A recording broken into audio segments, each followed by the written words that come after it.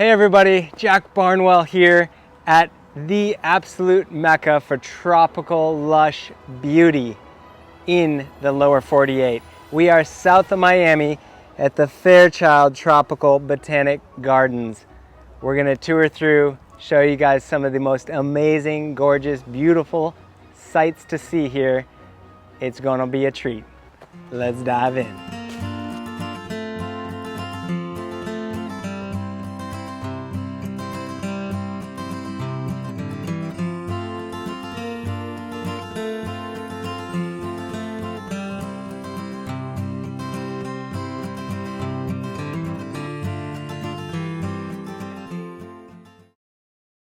So the Fairchild Botanical Gardens here are an amazing, amazing treat to come and visit.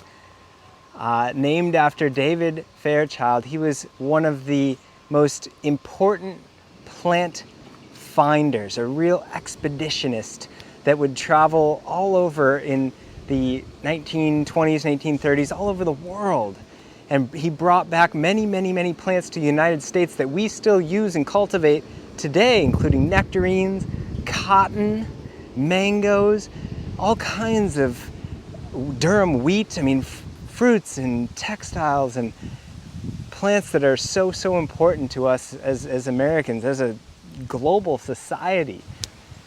The gardens were designed by William Lyman Phillips, who was a landscape architect who was in the same landscape architecture firm. He was a partner with Frederick Law Olmsted, who was very, very famous landscape architect during the 20s and 30s, in the time of America's birth and America's trying to show itself to the world as a real true powerhouse of governmental institution and large, beautiful, incredible developed park spaces. And Olmsted designed and developed Central Park, most famously in New York City, among many, many other beautiful, beautiful spaces and places. And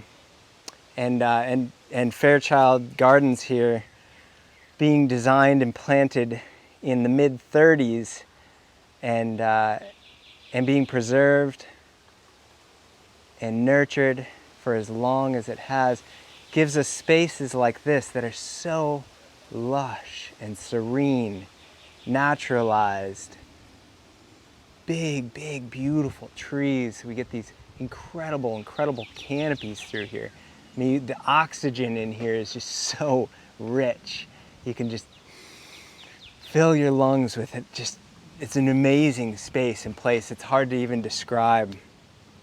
And I have a great appreciation for all of the stonework. This coral rock, this native coral rock, is the ancient bedrock, ancient seabed, this old coral rock that's used for a lot of this construction. And these lights that they tucked in here quite nicely. So there's lighting throughout the entire garden that appears to be really, really well done. So I'd love to come back here at night and see this place all lit up. I'm sure they do some pretty amazing events in the evening with music and everything. That'd be a treat. So we just walked into the rainforest. This is the only true full-blown rainforest, cloud forest in the lower 48. And right now, during the middle of the day, these oxygenized misters are just puffing mist throughout the entire area here. And it's so humid and nice. It feels amazing on our skin. But all these plants you can see are just flourishing. The vines, the trees, the diversity in here is incredible, incredible.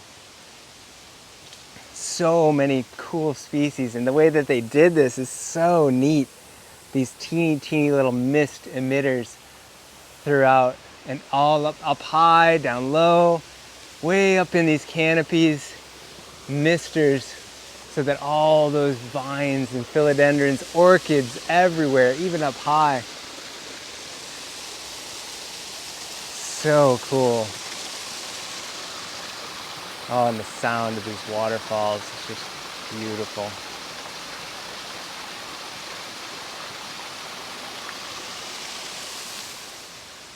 So this whole section of the garden, by installing all of these tiny little micro mist emitters, they're able to mimic a true rainforest and grow plants that normally wouldn't be able to grow here because we have this dry season in southern Florida. So by having this super humid air throughout this section of the garden, there's a lot of really unique palms. And like I said, there's orchids everywhere. Look at all these orchids growing off of every nook and cranny of these palms. So beautiful.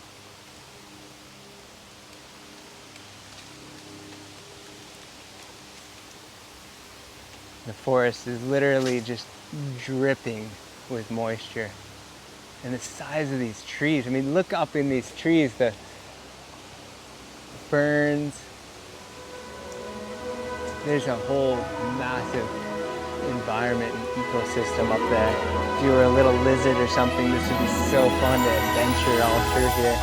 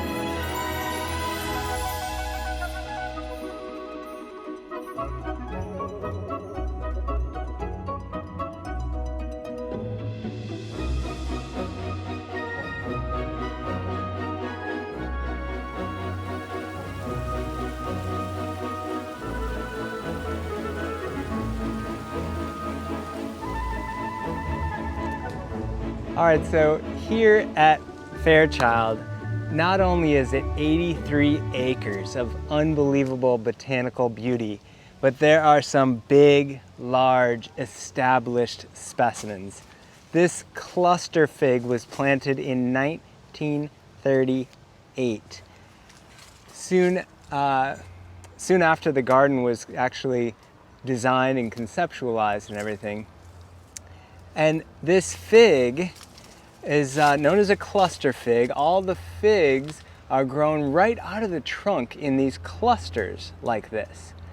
And one of the most fascinating things about all figs, I learned from my buddy Ken Feely at the Gifford Arboretum on the University of Miami campus when we toured through there, is that all figs have a symbiotic relationship with wasps, with specific fig wasps. And a fig's flowers are actually inside the fruit. And a fig develops this tiny little hole in one end of the fig, and it attracts the female wasp to come up to the fig, crawl in there, and in the process she loses her wings. She can't fit in there properly and her wings come off. So she's in there pregnant and wingless, and she lays all of her eggs, and then she dies, unfortunately. So she becomes fertilizer or whatever. But her babies then, her eggs, are hatched inside the fig, but the males are hatched first. So the males are born, and then they come out and they're teeny little wasps inside this fig, and they eat a little bit and they pollinate and they run around and stuff. But then this is where it gets twisted, but they impregnate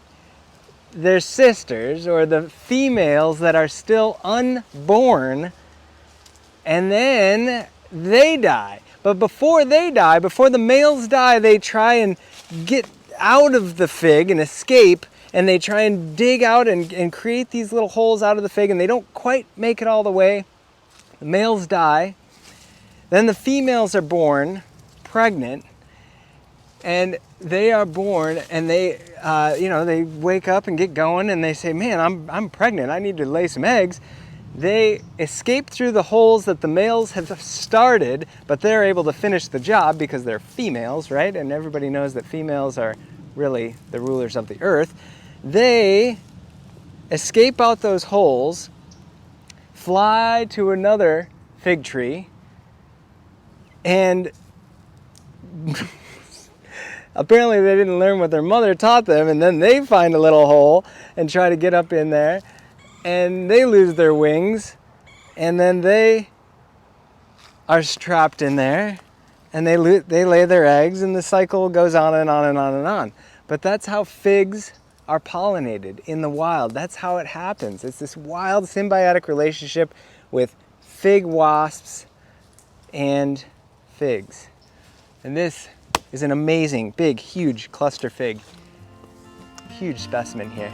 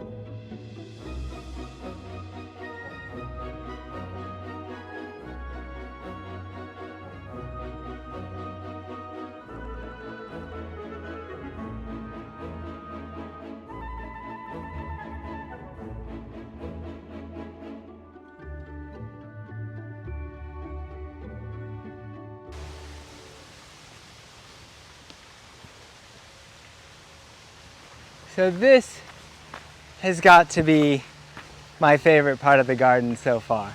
And I know I've said that probably 3 or 4 or 5 or 6 times already, but this is called the sunken garden. And it is literally a deep, low depression in the garden here with amazing amount of diversity of plant material. But by digging this big hole and having this sunken space, not only is this waterfall amazing and absolutely beautiful, but you get right under the canopy of these trees, and some of them being a little bit smaller, you can really appreciate from being down low, almost like I'm a little teeny creature in the forest. This is so cool. I want to come back here badly and bring my boys.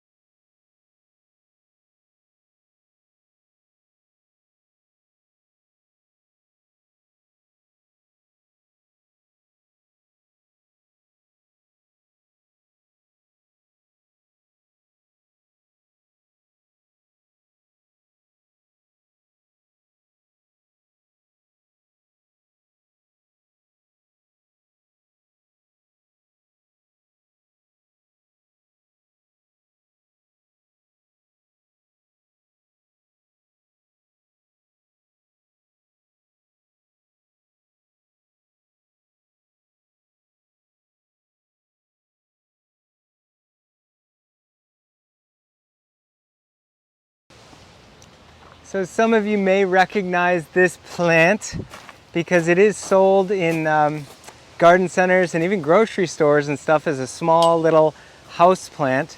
This is a fairly common ponytail palm, but this is a just a monster. I've never ever seen one even close to this size. The flare out at the bottom is so impressive. It looks fake. I mean, it's unbelievable, the size of this thing, and it's beautiful. It's got all these cool random little ferns and epiphytes growing up in it, and this is a really impressive ponytail palm. All right, so this section of Fairchild here is the bamboo collection. This large clump is one of many. There are 125 species of bamboo here at Fairchild, making it the largest bamboo collection in the world. And the sound throughout this entire part of the property is really amazing right now. It's like wind chimes with a little breeze picking up as these big, huge stems all click against each other. And believe it or not, bamboo is actually a grass. These culms, as they are called, the bamboo can grow really fast. Some bamboos can grow up to 3 feet a day. Incredible, incredible. Very strong, fibrous grass. Used a lot in Asian countries for building. In fact, they'd build whole huge scaffolding systems up the side of skyscrapers with bamboo. And it holds up. I mean, it's just incredible stuff. All right, so I hope you all enjoyed this little walkabout of Fairchild Tropical Botanical Gardens here south of Miami. This place is an unbelievable institution of botanical wonder. We could not possibly go through it all in one day. We were here for 3 or 4 hours and had an amazing time.